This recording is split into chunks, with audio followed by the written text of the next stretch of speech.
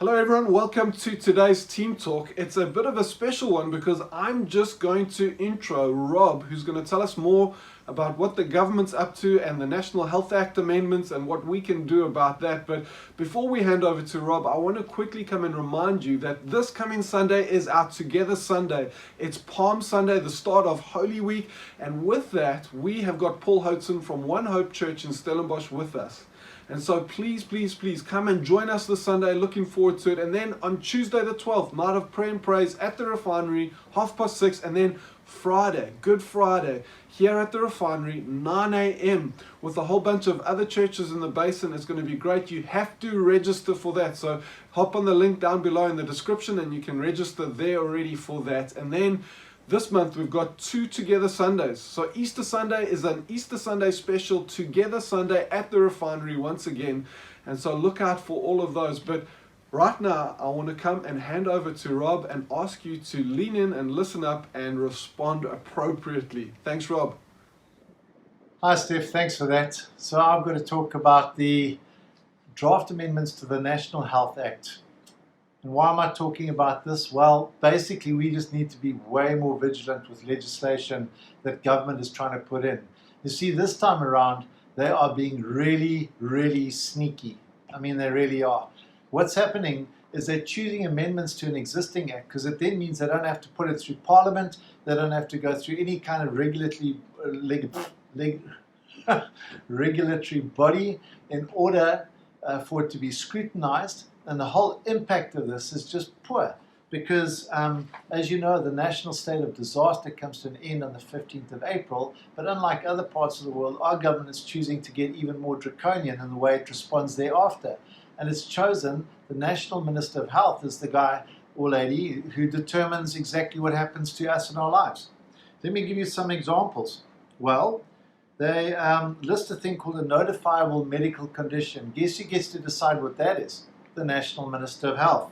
Guess how long that minister can hold us accountable to restriction and limitation on our rights? The National Minister of Health. And what criteria do they use for the pandemic? Well, pretty undefined, pretty unclear. So let me give you some examples of what we're talking about here. All right, how's this one? Section 15A. A person who has been confirmed as a clinical or a laboratory confirmed case as having contracted a notifiable medical condition or is suspected of having that condition or has been in contact with a person who is a carrier of that condition may not refuse to do the following, okay? May not refuse to submit to a medical examination, including but not limited to the taking of any bodily sample which may be authorized by any law. In other words, government decides to just take blood tests from you. They can choose to do that. You can't refuse. May not refuse to be admitted to a health establishment, quarantine, or isolation site. Okay, you can't refuse to go to a government-decided isolation facility. I'll get onto that just now.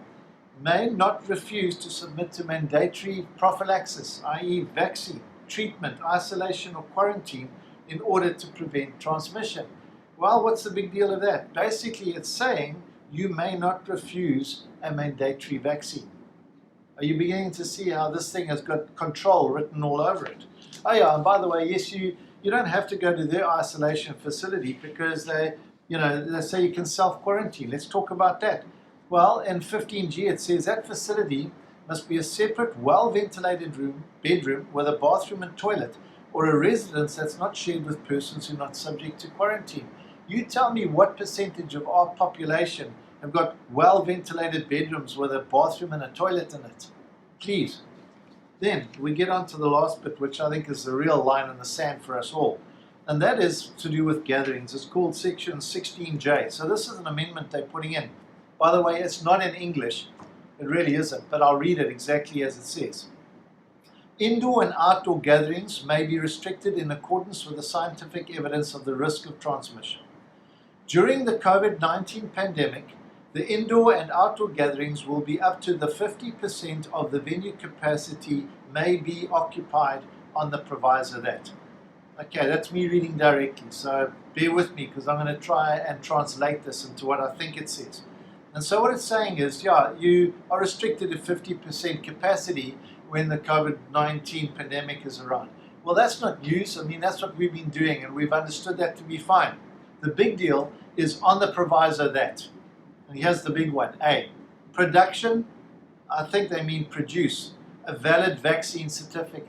In other words, if we have another restriction on our indoor gatherings, everyone of that 50% needs to be vaccinated, produce a vaccine certificate. In other words, we are restricting who is allowed to hear the gospel at our gatherings. And that's where our line in the sand is. That's where it contravenes our religious freedoms, and that's where it contravenes bodily integrity, constitutional rights, and a whole lot more. What can you do about it? Well, essentially 4SA, which is a body that actually looks to protect our religious freedom and to fight for it, called 4SA, have partnered with Dear SA, and there'll be a link after this where you can go to, you fill in your name, your surname, you give brief reasons why. You don't have to be a lawyer, you don't have to make it a whole long splurb. You need to make it that you simply object to what government is up to, and you submit this thing. Do it now. Do it after you've listened to me, because chances are if you leave it till the deadline, 15 April, you're not going to do it, or you're going to have to rethink everything you've just heard.